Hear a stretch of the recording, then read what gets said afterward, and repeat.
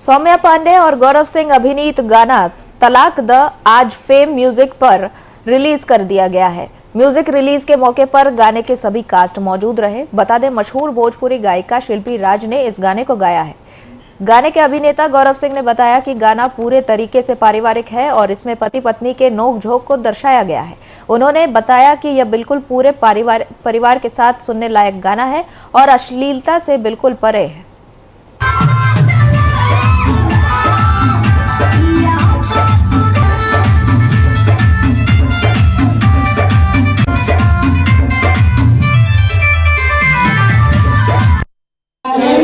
मुझसे बातें होगी कि रीजन क्या है। मैं अपने बारे में बता रही हूँ। मैं जो भी गाना गाती हूँ साफ सुथरा हो और भरपूर उसमें डांस हो, सुन के मजा आए। गाने का मतलब यही होता है कि खुशी, सुन के खुशी मिले, एनर्जी मिले कि डांस करें।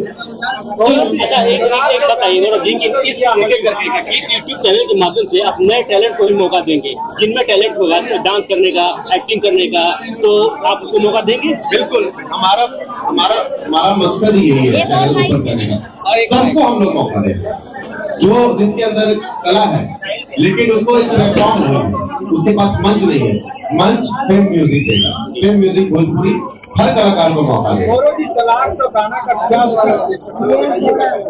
कोई राजू जी खुद देखिए, गाना बनाने के पीछे उद्देश्य सिर्फ एक ही है, उद्देश्य सिर्फ एक है कि आप झूमिए नाचिए। अब आते हैं टाइटल पे, तलाक द पे।